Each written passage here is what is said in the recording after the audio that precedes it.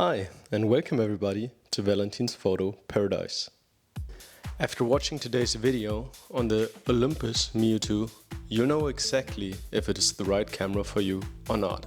I've used the Olympus Mju for over 3 years now. I've taken more than 1,000 pictures on it, and I'm sure that I'll be giving you all the advice you need in order to make an informed decision if this is the right camera for you. So let's jump into it. So let's get to the pros and cons of this camera.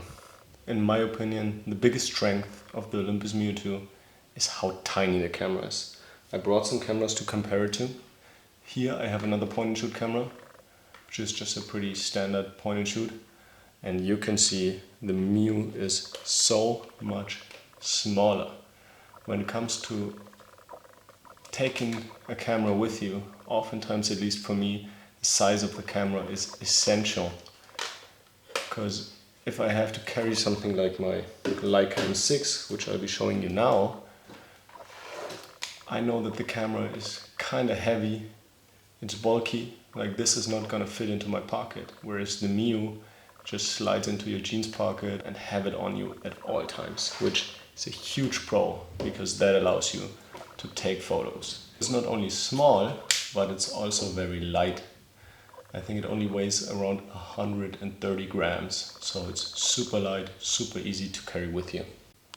The next pro of the camera is this lens. It is a f2.8 lens, which is pretty crazy considering the tiny size of the camera. The f2.8 can create some really nice bokeh, but the lens, and this is a con of the camera, is also prone to missing focus. Let's jump into my computer and I'll show you some photos where I can illustrate the points I want to make. So as I just said, the Mju has a maximum aperture of 2.8 and it is quite capable of creating some beautiful depth of field. And the minimum focusing distance, which is also definitely a pro argument for the Mju, is 35 centimeters, which is an equivalent to 13 inches. So you can get really close to your objects or subjects, and you can create some nice bokeh and some really shallow depth of field with this camera. I mean, we have to keep in mind that it's still a point and shoot camera, but it's pretty impressive. Okay, so now let's talk about some of the negative sides of this camera. As you can see here, sometimes the camera has really bad problems with soft corners. I think it's mostly when it's shot wide open. I have 3 examples for you right here, even with the fancy zoom in effect that I just learned for this video. So you can see it's really bad. And then at other times it just misses focus. Oftentimes when it's at night, the camera doesn't know where to focus. This broad daylight, I was even pre-focusing, missed focus. This also, it just missed focus. And then right here I have 2 more examples where you can see in bad lighting conditions, the camera performs pretty bad. Like, there's no reason really to miss focus, but it still does. One more pro that I really want to mention about this camera is how intuitive and simple it is to use. So when we're looking at the back of the camera, you can see there's not much to it. You have your viewfinder window right here, your flash settings right here, your self-timer button right here, and the film rewind knob right here. I guess it's not a knob, it's a button as well. On the bottom of the camera, you just have some basic information. Here's the battery compartment, and then all you have to do when you have it in your pocket, you take it out, open the clamshell, and boom, you're already ready to take a picture. So that's definitely a big pro about this camera. In the following segment, I'll be showing you 10 of my favorite photographs that I made with my Olympus Mju, and I'll be talking about why I think that the camera was able to capture such good photographs. The first thing that really comes to my mind is, or that I have observed over the last years, is the camera performs at its best when it's very bright outside. So when the camera is able to stop the aperture down to f5.6, f8, f11, there will be more in focus, and the problem that I've discussed before with the unsharp corners will be gone. Secondly, I think what really helps if you shoot higher ISO film. So if you use Portra 400 or even Portra 800, Fuji Superior 400, whatever, higher ISO film also means that the camera has more light to work with. So in my opinion, The Olympus Mju 2 performs at its best when it's bright outside, you have a lot of sunlight, or you have very high ISO film, because then the images actually get nice and sharp. Before we get to the final conclusion, let's talk about the price of the camera. It has skyrocketed over the last years. Some of the cameras are being sold for over 400 euros, which is crazy to me.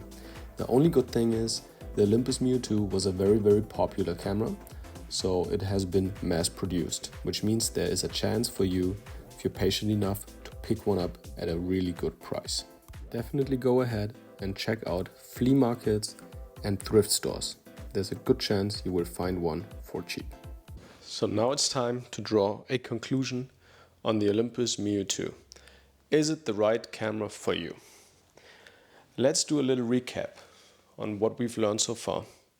The pros of the camera are it's incredibly small, it is super intuitive to use and easy to handle, so you can even give it to anybody on a party and they will be able to produce some decent photos with it. It has a lens that can be great and has an aperture of 2.8, which is great for a point and shoot camera.